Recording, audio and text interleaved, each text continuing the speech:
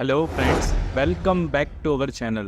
Friends, lastly મેં all India બાર examination માટે ભારતીય કરારના ઇમ્પોર્ટન્ટ કાયદામાંથી બહુ જ અગત્યના એમસીક્યુઝ જે આવનારી ઓલ ઇન્ડિયા બાર એક્ઝામિનેશન 19 માટે મહત્વના છે એના વિશે પ્રશ્નો આપને પૂછ્યા હતા. અને લાસ્ટલી એક લાસ્ટ ક્વેશ્ચન નંબર 30 જે પૂછ્યો હતો, if only a part of consideration or object is unlawful, the contract under section 24 shall be. જો અવેજનો માત્ર એક જ ભાગ કે વસ્તુ ગેરકાયદેસર હોય તો કલમ 24 હેઠળનો કરાર કેવો હશે? આપ બધાએ આન્સર કોમેન્ટ કરીને મને આપ્યો છે. 4 ઓપ્શન આપ્યા હતા: વેલિડ, વોઇડેબલ, વોઇડ કે ઇલીગલ. અને અહીંયા ક્વેશ્ચન નંબર 30માં સાચો જવાબ બને છે સી, ઇટ ઇઝ વોઇડ. એ કેવો બનશે? વોઇડ એટલે કે રદબાતલ બનશે. જો અવેજનો કોઈ એક ભાગ અનલોફુલ હોય, ગેરકાયદેસર હોય, તો આખો કરાર રદબાતલ એટલે કે વોઇડ બની જાય. અને આપમાંથી મહત્તમ સ્ટુડન્ટનો આન્સર કરેક્ટ મળ્યો છે. Yes friends, this is Siraj sir અને આપ જોઈ રહ્યા છો કોઈ પણ કાયદાને ગુજરાતી ભાષામાં ખૂબ જ સરળતાથી સમજાવતી ગુજરાતની નંબર 1 અને આપ સૌની મનપસંદ યુટ્યુબ ચેનલ રિયલ એજ્યુકેશન કેચેટ. આજે આપણો જે વિષય છે એ ઓલ ઇન્ડિયા બાર એક્ઝામિનેશન 19 માટેનો આપણો મહત્વનો સબ્જેક્ટ ભારતીય કરારના કાયદામાંથી, સમગ્ર કાયદામાંથી. એવું નહીં કે આપણે હજુ સુધી કલમ 1 થી 30 જોતા હતા, પણ આજે સમગ્ર કાયદામાંથી એમસીક્યુઝ બનવાના છે. પૂછવાનો છું આપ સૌને, આપે પણ એના આન્સર કોમેન્ટ કરીને જરૂરથી આપવાના છે. સ્ટાર્ટ કરીશું આજનો વિડીયો. એ પહેલા જે પણ કોઈ સ્ટુડન્ટ ચેનલ પર નવા છે, આપ માટે બહુ જ ઇમ્પોર્ટન્ટ વિડીયોઝ આવવાના છે, એટલા માટે પ્લીઝ ચેનલને સબસ્ક્રાઇબ કરી લો, બેલ નોટિફિકેશન આઇકોનને ઓન કરી લેજો, જેથી આવનારા મોસ્ટ ઇમ્પોર્ટન્ટ વિડીયોનું નોટિફિકેશન સૌથી પહેલા આપ સૌને મળી જાય.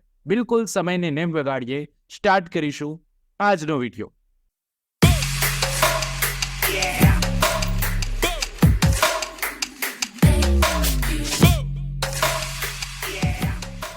તો ફ્રેન્ડ્સ, સૌથી પહેલો ક્વેશ્ચન છે, a businessman leaves goods at B's house by mistake. B treats the goods is B liable to pay? એક વેપારી જે છે ભૂલથી બી ના ઘરે માલ છોડીને જતો રહે છે. બી તે માલ સામાનની સારવાર કરે છે. બી તે માલ સામાન જે છે ને પોતાના માટે ઉપયોગ કરી લે છે. શું બી એનો માલ સામાનની પ્રાઇસ ચૂકવવા માટે જવાબદાર છે? એવો પ્રશ્ન અહીંયાથી પૂછવામાં આવ્યો છે. ઓપ્શન જોઈ લો. No, B is not liable to pay. ના, બી ચૂકવવા માટે જવાબદાર નથી. Option B, yes, B is liable to pay. હા, બી ચૂકવવા માટે જવાબદાર છે. Option C, B has an option to pay. B પાસે ચૂકવણી કરવાનો વિકલ્પ છે. કે option D, B may partly pay. B આંશિક રીતે ચૂકવણી કરી શકે. તો ફ્રેન્ડ્સ, અહીંયા બહુ સિમ્પલ વાત છે કે બિઝનેસમેન ભૂલથી સામાન બીના ઘરે છોડી ગયો છે. બી પોતાનો સમજીને એને ઉપયોગ કરી લે છે. તો ક્વેશ્ચન નંબર 1માં સાચો જવાબ, પ્લીઝ કોમેન્ટ કરજો આપ સૌને આવડતો હોય તો. સાચો જવાબ બનશે B. Yes, B is liable to pay. B ની જવાબદારી બનશે, એને રકમ ચૂકવવી પડશે. ઓકે, તો આ એક બહુ જ અગત્યનો કોન્સેપ્ટ છે. આ વાત આપણે બેલીની કરી રહ્યા છે ને એટલા માટે બેલમેન્ટનો કરાર છે ને એટલા માટે અહીંયાથી મેં કહ્યું એ પ્રમાણે સાચો જવાબ શું બની જશે? બી બની જશે. ઓકે, નેક્સ્ટ ક્વેશ્ચન નંબર 2 છે, finder of lost goods under Indian contract act 1872 is. ભારતીય કરાર અધિનિયમ 1872 હેઠળ ખોવાયેલા માલનો શોધક કોણ છે? Option A bailor, option B surety, option C bailee કે ઓપ્શન ડી ઉપરોક્તમાંથી કોઈ નહીં. તો આ ભારતીય કરારનો કાયદો વાંચો ને તેમાં સ્પષ્ટ લખેલું છે, જે વ્યક્તિને ખોવાયેલો કંઈ પણ સાધન વસ્તુ મળે તો એમાં એની કેવી જવાબદારી બને છે? તો એની જવાબદારી બેલી જેવી મળે છે. ઓકે, તેની જવાબદારી બેલી જેવી બનશે ને એટલા માટે અહીંયાથી સાચો જવાબ શું બનશે? સી બને. ફાઇન્ડર ઓફ લોસ્ટ ગુડ્સ માટે એવું સ્પષ્ટપણે કહેવાય છે કે આવા વ્યક્તિની જવાબદારી બેલી જેવી હોય છે. બેલમેન્ટના કરારમાં 2 પક્ષકારો હોય છે. એક હોય છે બેલર, ઓકે, અને બીજો હોય છે બેલી. ઓકે, તો આ બંને કોન્સેપ્ટ છે ને અહીંયા એટલા માટે કહે છે કે લોસ્ટ ઓફ ગુડ્સ જેને મળે એની જવાબદારી બેલી જેવી જવાબદારી હોય છે. એટલા માટે કરેક્ટ આન્સર અહીંયાથી સી બની જશે. નેક્સ્ટ જોઈએ friends, question number 3. Question number 3ની વાત કરું તો 3માં સ્પષ્ટપણે આપણને એવું પૂછ્યું કે section 70 of the Indian contract act 1872 does not apply in case of. ભારતીય કરાર અધિનિયમ 1872ની કલમ 70 કયા કિસ્સામાં લાગુ નથી પડતી? ઓપ્શન એ ગવર્મેન્ટ એટલે કે સરકાર, ઓપ્શન બી માઇનોર એટલે કે સગીર, ઓપ્શન સી પડદાનશી લેડી કે ઓપ્શન ડી પબ્લિક કોર્પોરેશન. તો કલમ 70 સીધી આપ વાંચો એટલે ખબર પડી જાય ભારતીય કરારના કાયદાની કલમ નંબર 70 વાંચવાની છે સીધી. કરેક્ટ આન્સર ક્વેશ્ચન નંબર 3 માં બી બને. સગીરના કિસ્સામાં કલમ 70ની ખાસ કરીને લાગુ પડતી નથી ને એટલા માટે જવાબ શું બને? બી, માઇનર. ઓકે, તો માઇનરના કિસ્સામાં કલમ નંબર 70 લાગુ નહીં પડે. ક્વેશ્ચન નંબર 3 માં સાચો જવાબ બી બની જશે. ક્વેશ્ચન નંબર 4 જોઈએ. ઇફ અ માઇનોર સપ્લાઇડ વિથ નેસેસરીઝ, જો સગીરને જરૂરી વસ્તુઓ પૂરી પાડવામાં આવે તો માઇનોર ઇઝ પર્સનલી લાયબલ, સગીર વ્યક્તિગત રીતે જવાબદાર બને છે. માઇનર ઇઝ નોટ લાયબલ, સગીર જવાબદાર બનતો નથી.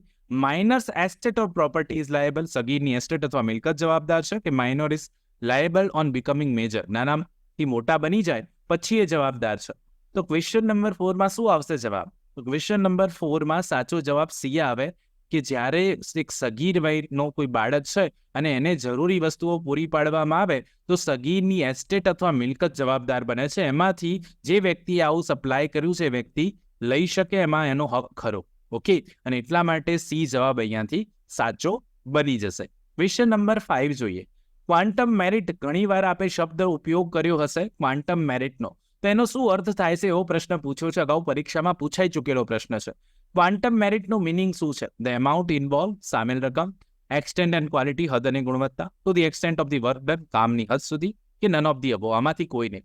તો ક્વાન્ટમ મેરિટની જ્યારે આપણે વાત કરીશું ક્વેશ્ચન નંબર 5 માં સાચો જવાબ આવશે એક્સટેન્ટ એન્ડ ક્વોલિટી, હદ અને ગુણવત્તા. ઓકે, હદ અને ગુણવત્તા, B will be correct answer. Extent અને ક્વોલિટી, ક્વાન્ટમ મેરિટનો થાય એક્સટેન્ટ અને ક્વોલિટી. ક્વેશ્ચન નંબર 6 જોઈએ. Whether a suit for rescission of a contract is maintainable. કરાર રેસેશનની વાત હોય એટલે ફરીથી કરવું. તો કોઈ કરાર ફરીથી કરવા માટે દાવો કરવામાં આવે છે તો એ યોગ્ય હોય ખરો?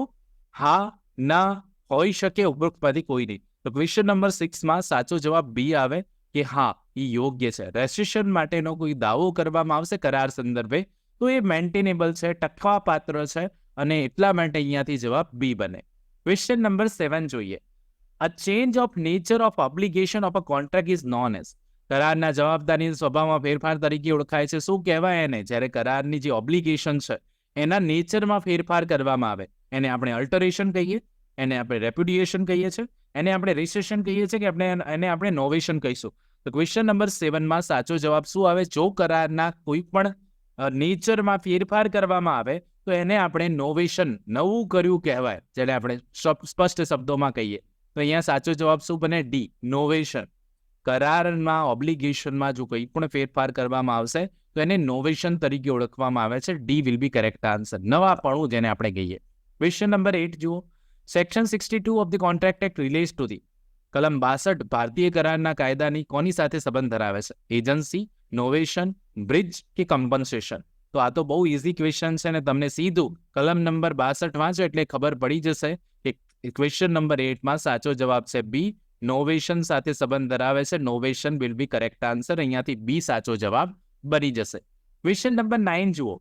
એ agree with B to discover treasure by magic. A નામના વ્યક્તિ બી નામના વ્યક્તિ સાથે એક એગ્રીમેન્ટ કરે છે કે હું તમને જાદુથી ખજાનો શોધી આપવાનો છું. તો ભારતીય કરારના કાયદા હેઠળ આ કેવો કરાર ગણાય? ઓપ્શન એ રદબાતલ, ઓપ્શન બી ગેરકાયદેસર, ઓપ્શન સી લીગલ કે ઓપ્શન ડી વેલિડ? તો અહીંયા સાચો જવાબ છે, શું આવે સાચો જવાબ? કે જાદુથી ખજાનો શોધી આપવાનો જે કરાર કરવામાં આવે છે એ કેવો કરાર હોય? એ હંમેશા વોઇડ કરાર હોય. ક્વેશ્ચન નંબર 9 માં એ બનશે સાચો જવાબ કે આવો કોઈ કરાર હોઈ શકે નહીં. ઇમ્પોસિબલ એક્ટ છે. 56 નંબરનો કોન્સેપ્ટ યાદ કરી લો ભારતીય કરારના કાયદાનો, એ જ અહીંયા છે ને એટલા માટે સાચો જવાબ શું આવે? એ આવે. ઓકે, તો ઇમ્પોસિબલ એક્ટ કરવા માટે કોઈ સમજૂતી કરવામાં આવી હોય તો એ મૂળથી રદપાત્ર છે, વોઇડ છે, એ મૂળથી જ વોઇડ ગણાશે. વોઇડ એબ ઇનિશિયો. ઓકે, તો ક્વેશ્ચન નંબર 9 માં સાચો જવાબ એ બની જશે, એને આપણે વોઇડ કહીશું. ક્વેશ્ચન નંબર 10 અને આજના આ પાર્ટ 1 માં આપ સૌએ ક્વેશ્ચન નંબર 10 નો આન્સર મને કોમેન્ટ કરીને જરૂરથી આપવાનો છે. આપ ઈચ્છતા હોય કે ફટાફટ આવા વિડીયો આવે ચેનલ પર જેને આપ સોલ્વ કરો તો આપને રિક્વેસ્ટ છે કે ચેનલને સબસ્ક્રાઇબ કરી લેવાની છે. આપના મિત્રો સાથે જરૂરથી શેર કરવાનો છે આ વિડીયો જે ઓલ ઇન્ડિયા બાર એક્ઝામિનેશન આપવાના છે. ઓકે, તો આટલું જરૂરથી કરવાનું છે ને એક લાઇક જરૂરથી હોવી જોઈએ આ વિડીયો પર. તો ફટાફટથી બીજો પાર્ટ લઈને આવીશ. અ કોન્ટ્રાક્ટ ઇઝ નોટ ફ્રસ્ટ્રેટેડ. કરાર ક્યારે અશક્ય નથી, ફ્રસ્ટ્રેટ થતો નથી. હવે ફ્રસ્ટ્રેશનનો સિદ્ધાંત કલમ નંબર 56માં છે, જે વાત કરે છે અશક્ય બનાવો વિશે. જ્યારે કોઈ અશક્ય બનાવ બનશે તો કરાર ફ્રસ્ટ્રેટ થઈ જશે. એટલે ફ્રસ્ટ્રેટ થવું એટલે અશક્ય બની જવું. તો કયા સંજોગોમાં કરાર ફ્રસ્ટ્રેટેડ થવાનો નથી, અશક્ય બનવાનો નથી? સૌથી પહેલું ઓપ્શન એ, બાય કોમર્શિયલ હાર્ડશીપ, વ્યાપારી હાડમારી થાય ત્યારે. By destruction of subject matter, વિષય વસ્તુનો વિનાશ થઈ જાય ત્યારે. ચેન્જ ઓફ સર્કમસ્ટાન્સીસ, સંજોગોમાં ફેરફાર થાય ત્યારે. કે ડેથ ઓર ઇનકેપેસિટી ઓફ પાર્ટી, પક્ષકારનું મૃત્યુ અથવા અસમર્થતા આવી જાય ત્યારે. તો ક્વેશ્ચન નંબર 10માં શું બનશે સાચો જવાબ? ભારતીય કરારના કાયદાની કલમ નંબર 56માંથી આ પ્રશ્ન પૂછેલો છે અને આપ સૌએ સમજી વિચારીને એનો જવાબ મને કોમેન્ટ કરીને આપવાનો છે ફ્રેન્ડ્સ. ઓકે, જરૂરથી કોમેન્ટ કરજો. વિડીયોને લાઇક કરવાનું બિલકુલ ના ભૂલતા. મળીએ નેક્સ્ટ વિડીયોમાં. ત્યાં સુધી જોતા રહો અમારી ચેનલ રિયલ એજ્યુકેશન કેચેટ. ખૂબ ખૂબ ધન્યવાદ. ખૂબ ખૂબ આભાર.